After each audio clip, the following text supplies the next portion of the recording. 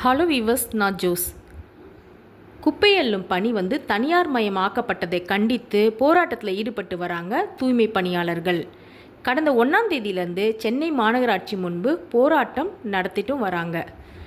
இந்த போராட்டம் எதற்காக, எந்தெந்த இடத்துல தனியார் மயம் ஆக்கப்படுது அப்படின்றத நம்ம பார்க்கலாம். ராயபுரம், திருவிக நகர் 5-6 மண்டலங்களில் குப்பை அள்ளும் பணி மற்றும் பெண் தூய்மை பணியாளர்கள் மூலம் சாலை சுத்தம் செய்யும் பணியும் தனியாரிடம் ஒப்படைக்கப்பட்டுள்ளதுனால மாநகராட்சியுடன் இணைந்து துப்புரவு பணியில் ஈடுபட்டு வந்த சுமார் 2000க்கும் மேலே பெண்கள் பாதிக்கப்பட்டிருக்காங்க. அதனால் 2 மண்டலங்களில் குப்பை அள்ளும் பணி தனியார் மயமாக்கப்பட்டுள்ளதை கண்டித்து சென்னை மாநகராட்சி முன்பு கடந்த 1ஆம் தேதியிலிருந்து போராட்டத்தில் ஈடுபட்டு வராங்க தூய்மை பணியாளர்கள். சென்னை ரிப்பன் பில்டிங் முன்பு அந்த பிளாட்ஃபார்ம்லாம் இருக்கும்ல, அந்த இடத்துல உட்காந்து டே அண்ட் நைட்டாக போராட்டத்தில் ஈடுபட்டு வராங்களாம்.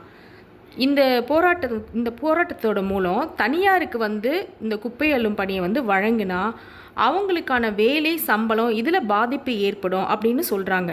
எனவே தனியார்கிட்ட ஒப்படைக்கக்கூடாது அப்படின்ற அவங்களோட கோரிக்கையை சொல்லியிருக்காங்க. இவங்களோட கண்டினியூவாக இந்த வேலை நிறுத்தம் காரணமாக இந்த போராட்டத்தை தொடர்ந்து 1 வீக் மேலே தாண்டியும் போயிருக்கிறதுனால அதிமுக, தாவேகா இப்படி பல்வேறு கட்சிகள் ஆதரவு தெரிவித்திருக்காங்களாம்.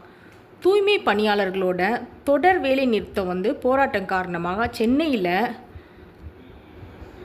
5வது மண்டலத்திற்கு உட்பட்ட சிந்தாதிரிப்பேட், புதுப்பேட், எக்மோர், முத்தியால்பேட், பழைய வண்ணார்பேட், ராயபுரம், திருவிக நகர், அது மட்டும் இல்லைங்க, நெக்ஸ்ட்டு 6வது மண்டலம்னு சொல்கிற கொளத்தூர், புளியந்தோப், சூளை போன்ற இடங்களில் குப்பை எடுக்காமல் குப்பை தொட்டிகளை குப்பை நிரம்பி வழிதான்.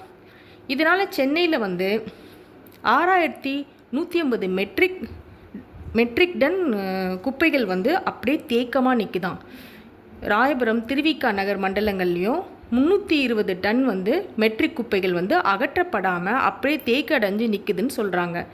இப்படிப்பட்ட குப்பைகள்லாம் நிறைய இருக்கிறதுனால டெங்கு ஃபீவர் போன்ற டிசீஸ்லாம் வருமோன்னு பொதுமக்கள் ரொம்ப பயப்படுறாங்க. இது மட்டும் இல்லைங்க, கொசு, எலி தொல்லைகளும் இதனால் நிறைய இருக்குது அப்படின்னு பொதுமக்கள் சொல்கிறாங்க.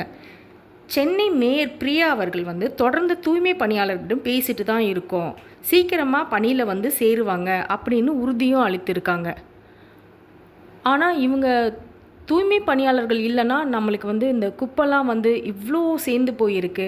அவங்க கஷ்டப்பட்டு அதில் கை வச்சு எடுத்து நம்மளுக்கான எல்லா இதுவும் செய்கிறாங்க, ஹெல்ப் பண்ணுறாங்க. அப்படி இருக்கும்போது அவங்க சிறப்பு சலுகைன்னு ஒன்றும் கேட்கல.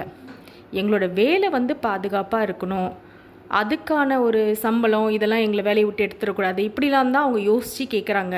அது ஒன்றும் தப்பு கிடையாதே. அவங்களோட கோரிக்கையை கண்டிப்பாக அரசு ஏற்றுக்கலாம் அப்படின்னு தான் தோணுது. நெக்ஸ்ட் வீடியோவில் பார்க்கலாம். பாய்.